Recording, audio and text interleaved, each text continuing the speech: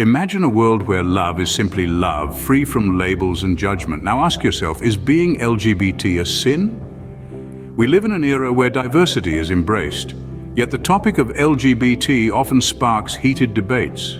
Across the globe, people hold different beliefs and values, some of which question the morality of being lesbian, gay, bisexual, or transgender.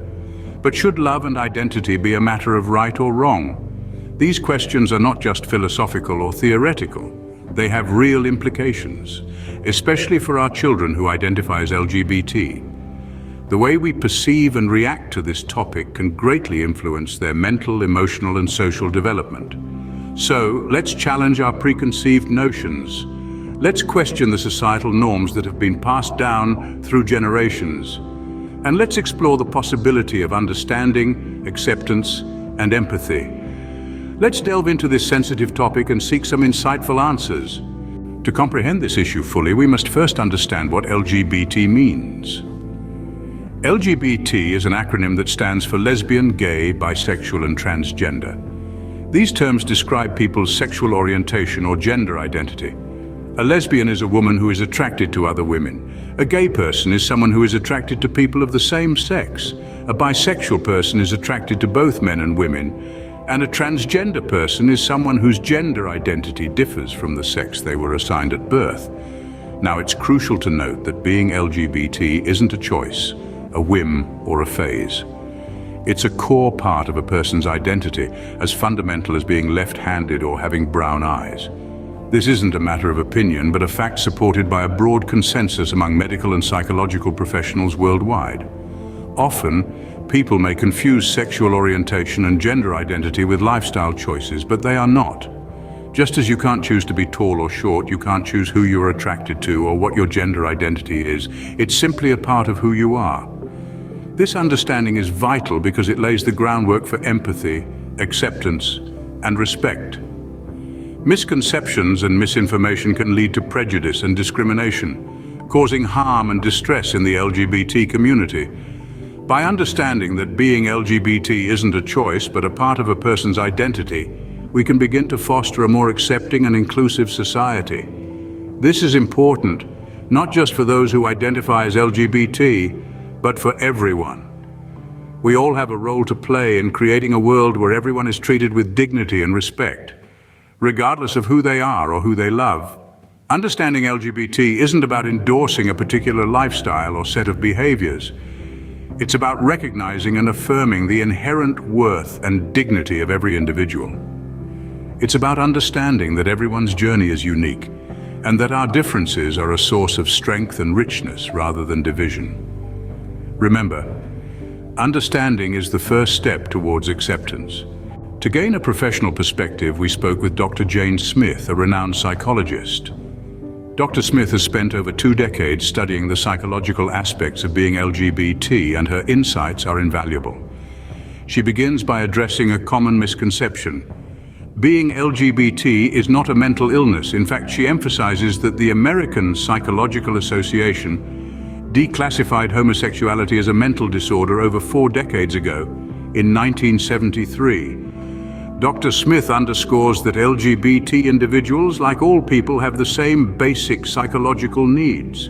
They need to be loved, accepted, and understood. When these needs are met, they can thrive emotionally and psychologically. However, when they are subjected to intolerance, discrimination, and prejudice, it can have severe psychological consequences, such as depression, anxiety, and even suicidal tendencies.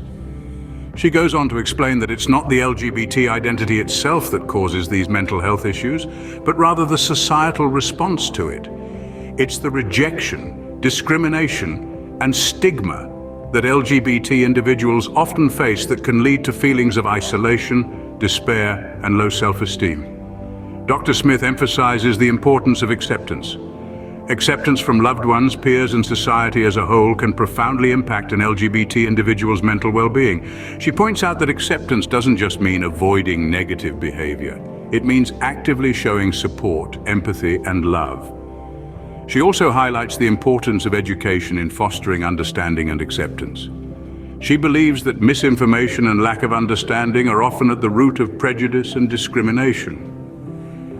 By educating ourselves and others, we can combat these harmful attitudes and create a more accepting and inclusive society.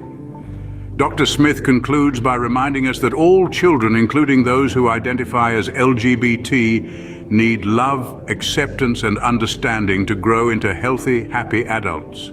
She urges parents, educators, and society as a whole to provide these essential elements to all children, regardless of their sexual orientation or gender identity. As Dr. Smith pointed out, acceptance and understanding are crucial for mental health. Next, we have an insightful conversation with Mr. John Doe, a social worker specializing in LGBT youth.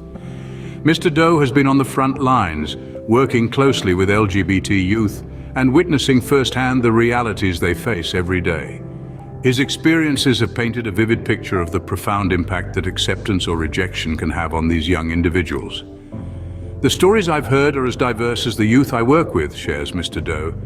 For some, coming out was met with love and acceptance, creating a safe space for them to grow and thrive. For others, the revelation was met with rejection, casting a long shadow over their lives. Mr. Doe recalls one particular story of a young man named Alex. When Alex came out to his family, they struggled with acceptance. This rejection led to a downward spiral in Alex's mental health. It was only when Alex found acceptance and support in a local LGBT youth group that he started to regain his confidence and self-worth. Alex's story isn't unique, Mr. Doe points out. Many LGBT youth face similar struggles when they feel rejected by those they love. That's why the work we do in providing support systems is so crucial. According to Mr. Doe, these support systems can take many forms.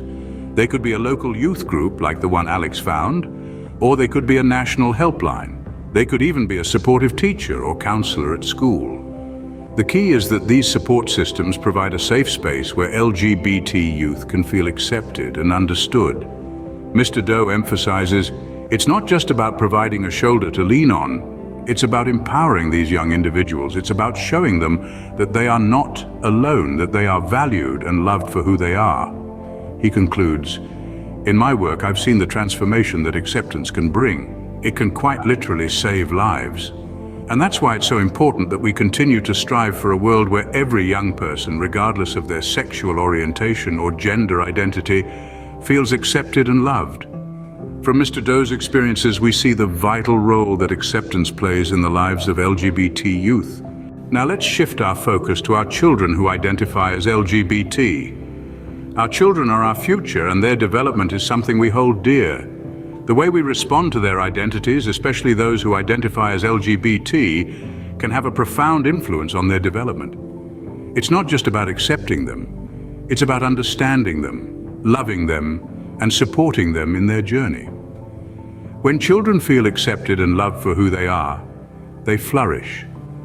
A child who identifies as LGBT and receives support from their family is more likely to have higher self-esteem and better mental health. They are less likely to experience depression and anxiety, and more likely to succeed academically. They are also less likely to engage in risky behavior. On the other hand, when a child feels rejected or misunderstood, the consequences can be dire. Rejection can lead to low self-esteem, depression, and even self-harm. It can also lead them to hide their true selves, causing a great deal of emotional distress. As parents, it's crucial to remember that our children do not choose to be LGBT. It's not a phase or a trend, it's a fundamental part of who they are. And it's our job to guide and support them, not judge or change them. So, how can we as parents foster a supportive environment for our LGBT children? It starts with open and honest conversations. It's about creating a safe space where our children can express their feelings and identities without fear of judgment or rejection. It's about educating ourselves about the LGBT community and challenging our own biases and misconceptions. We began with the question, is being LGBT a sin? We ventured into a journey of understanding, of empathy, and of enlightenment. We discovered that identifying as LGBT is not a choice but a part of human diversity. It's a part of who we are. It's not a sin, but a reflection of the vibrant spectrum of humanity. We heard from professionals, a psychologist and a social worker, who reminded us that the most significant impact we can have on our children is through acceptance and support. Acceptance doesn't just foster self-esteem and resilience, it saves lives. Our children who may be LGBT are not damaged. They are not broken. They're simply expressing another facet of the human experience. They deserve our respect, our love, and most importantly, our acceptance. We've learned that the only sin is denying someone's true identity, treating it as less than it is. In the end, love is love, and acceptance is the key to a better future for all.